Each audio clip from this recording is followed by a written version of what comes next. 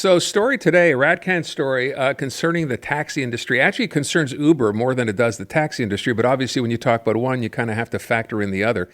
And it doesn't look all that good, at least not according to the story. It says that now, after 11 years in Quebec, Uber controls nearly 2/3 of the vehicles transporting people on Quebec's roads, way ahead of the taxi industry. George Boussios, who we chat with from time to time, president of Champlain Taxi. George, I know you saw the article.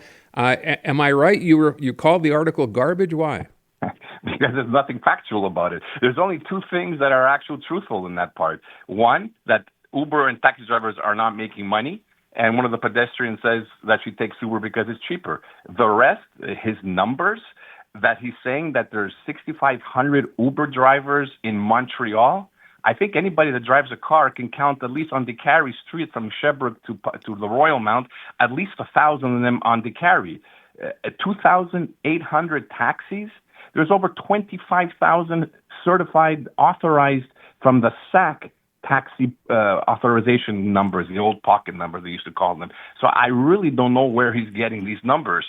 As I said, the only thing that is true, the Uber driver as well as the taxi driver, it is not going well economically for both because there are just too many of them on the road. Now, he does, in this article, though, so the guy's name is Olivier Bachand. So he says the idea of where they are. He's talking about Montreal, Laval, Lanaudière, Montérégie, and the Outaouais. So it's not just in Montreal. Majority is only, look, they've only been outside the region of Montreal for about a year. Majority, I would say 95% of the Uber drivers are in Montreal and Laval in the South Shore, the Brossard, the Longueuil area.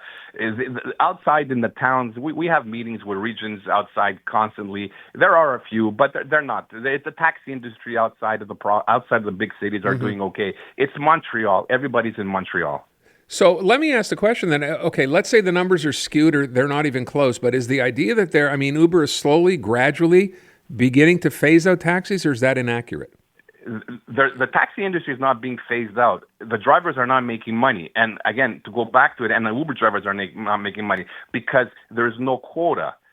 Our calls have gone down because I'll give you an example. If I'm waiting at a hotel, there are so many taxi drivers waiting at a hotel. I used to do one every hour, let's say. Now you're going to do one every 5 hours because there's more. So obviously the calls are going to get down when you just have more people on the road. Uber has affected us. Without a doubt, it has affected us. We all know that. But Uber is not the reason the taxi industry is going bad. As I said all along, it's the government that deregulated us and stopped the quotas. We knew we had 4,500 permits before the law changed. We had a meeting with somebody from the Ville Montréal about 6 months ago, and we asked him, "Do you know how many there are?" They didn't even know how many there's on the road. The problem is that there's just too many, and we could see it from the signs. We can go downtown. We used to drive around. People would flag us down. You'd get a few pickups on the road. There are just too many taxi drivers, too many Uber drivers, and actually the Uber drivers said you can't make it a career out of this. I'm sorry to tell them. Many thousands of drivers from Jewish, Greek, Italians, when they came here, the Quebecois, they made a great career out of it. They raised families, they bought homes, and they drove for 40 years. They made money until the government took it away from them. So yes, you could make money because we had a quota of 4,500 permits. Mm-hmm. Now there's over 30, 40, 50,000 of us doing the same job. It's been like that in the States. It's been like that everywhere. And when Mr. Hamel says that they're growing every year with membership, they've been here 10 years, and you're telling me they have 6,500 Ubers in Montreal? Come on. That whole article is a joke. I wonder, by the way, how you even do a count. How would you know how many Uber drivers there are, right? I mean, you'd have to sort of take a guess, right? You can't. Yeah. Aaron, you know how there are so many Uber drivers that come and call. They come to the office, they call us, they want to join us. As I said before, it's great for the client. Yes, it is great for the client because, as the customer said, the pedestrian said, it's cheaper. And there's an app. We all have apps now, by the way. The fact that it's cheaper, yes. The driver is a slave. The driver makes nothing to go from downtown to the airport. They make nothing. They put kilometers on their cars, wear and tear. Okay, hold on. So explain what that means, because someone is saying, wait a second, it's a $40, $50 ride from downtown to the airport. That Uber driver, how much is he getting? You want to know how much an Uber driver makes from downtown to the airport when a taxi driver's flat rate $49 by the Commission de Transport? By law, it's $49. Yeah. Uber driver makes $17. He makes 17, Aaron. And he's going to take an hour and take the gas. He's going to take $12 out of that. Do we find that fair? So every day they come here and they want to join a company. And I asked him, why? Supposedly you guys are making so much money. He goes, maybe the customers are profiting from Uber, but we're not. Us, as not only Champlain, but all of us, we have a quota in our company. We want to make sure our drivers are making a living, at least a decent living. Uber doesn't care what you make. And again, it is what it is. We know where we're, 10 years, it's not an Uber fight. The government should really look into the manipulation, and a lot of them, I guess, the taxi industry has always been newer refugee immigrants and the newer people that are coming in. Yeah. But a lot of people are coming in right now. They have no choice. They're driving for Uber, and they're making maybe $5 an hour. And that's part of the issue here, too, right? And they fought for this in other jurisdictions, I guess, this idea that if you're going to drive for Uber, you want to be treated as an employee. You want to be able to, have a health plan, a pension plan. He can be thrown out anytime. Yeah. He said he can be thrown out. Like, I don't understand that. Why would you, unless, he's done something that obviously is not good for the business, not good for the company, of course he'll throw him out. But because his star rating is 3, we're going to throw him out. I mean, but they have no choice. A lot of people have no choice.